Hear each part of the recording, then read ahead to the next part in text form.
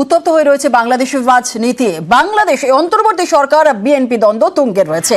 Unit সরকারকে কড়া বার্তা বিএনপির, কি সেই বার্তা, কি জানা যাচ্ছে আপডেট নেব। আমাদের সঙ্গে রয়েছেন কৃষাণু। কি জানা যাচ্ছে এই বিষয়ে?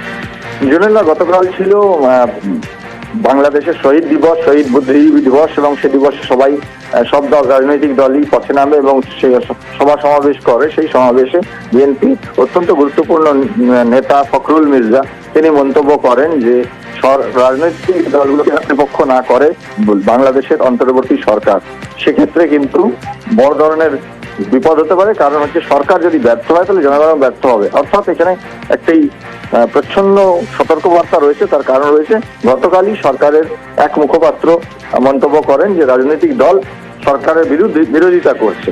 এই মন্তব্যে কিন্তু সমস্ত রাজনৈতিক দল যে বর্তমানে রয়েছে বাংলাদেশে, তারা প্রত্যেকেই ক্ষুব্ধ এবং সেই জায়গাতেই, সেই ক্ষোভ থেকেই কিন্তু বিএনপির এই সতর্কবার্তা যে রাজনৈতিক দলকে প্রতিপক্ষ করবেন না। জুনেলা, বেশ, ধন্যবাদ।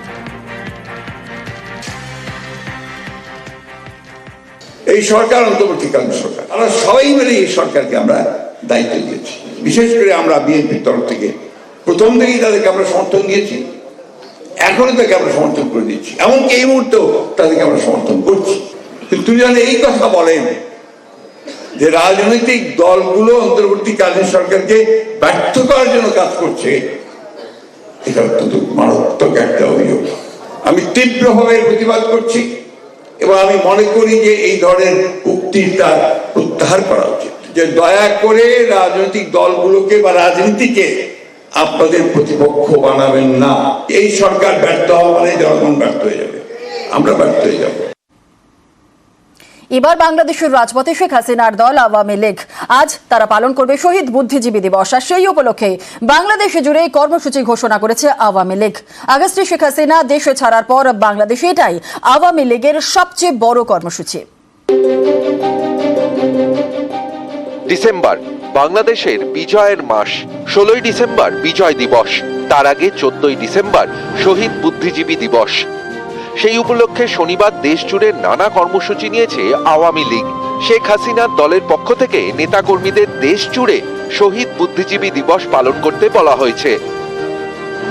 মিরপুর শহীদ বুদ্ধিজীবী স্মৃতিসৌধে শ্রদ্ধা নিবেদন, ধানমন্ডিতে বঙ্গবন্ধু ভবন প্রাঙ্গণে শেখ মুজিবুর রহমানের মূর্তিতে শ্রদ্ধা নিবেদন, রায়েরবাজার বধ্যভূমিতে শ্রদ্ধা নিবেদন, গোপালগঞ্জের টাঙ্গিপাড়ায় শেখ মুজিবুর রহমানের সমাধিতে শ্রদ্ধা নিবেদন।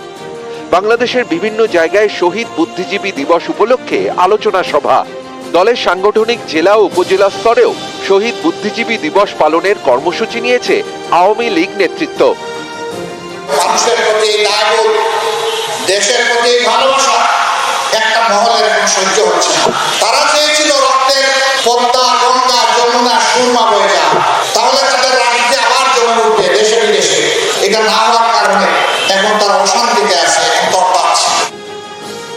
গত আগস্টে দেশ ছাড়েন শেখ হাসিনা, তারপর বাংলাদেশ জুড়ে এটাই আওয়ামী লীগের প্রথম কর্মসূচি। এই শহীদ বুদ্ধিজীবী দিবসের সঙ্গে জড়িয়ে রয়েছে মুক্তিযুদ্ধের ইতিহাস। 1971 সালের ডিসেম্বর, পূর্ব পাকিস্তান তখন যুদ্ধে গরম। মুক্তিযোদ্ধাদের পাশে দাঁড়ায় ভারতীয় সেনা। পরাজয় নিশ্চিত বুঝে বুদ্ধিজীবীদের টার্গেট করে পাক সেনা। শিক্ষাবিদ, গবেষক, চিকিৎসক, শিল্পী, সাংবাদিক, কবি ও সাহিত্যিককে হত্যা করা হয়। 1971 সালে 10 থেকে 14ই ডিসেম্বর এই কদিনে পূর্ব পাকিস্তানের একের পর এক বুদ্ধিজীবীকে হত্যা করে পাক সেনা। বিজয়ের দিন দুই আগে 14ই ডিসেম্বর সব থেকে বেশি বুদ্ধিজীবীকে হত্যা করা হয়। বাংলাদেশের প্রথম প্রধানমন্ত্রী তাজউদ্দিন আহমেদ এই দিনটিকে শহীদ বুদ্ধিজীবী দিবস বলে ঘোষণা করেন। তখন থেকে প্রতি বছর 14ই ডিসেম্বর শহীদ বুদ্ধিজীবী দিবস পালন করে বাংলাদেশ। গত 1.5 দশক ধরে বাংলাদেশে ক্ষমতায় ছিল আওয়ামী লীগ। এখন সে দেশে অন্তর্বর্তী সরকার, আওয়ামী লীগের প্রেসিডেন্ট শেখ হাসিনা দেশ ছাড়া। এই প্রেক্ষাপটে এবার বাংলাদেশ জুড়ে শহীদ বুদ্ধিজীবী দিবস পালনে উদ্যোগী আওয়ামী লীগ। শনিবার নানা কর্মসূচি, তার আগে শুক্রবার ঢাকা ও চট্টগ্রামে মিছিল করে আওয়ামী লীগের শাখা সংগঠন ছাত্রলীগ। তাদের দাবি শেখ হাসিনাকে বাংলাদেশে ফেরাতে হবে। নিউজ 18 বাংলা।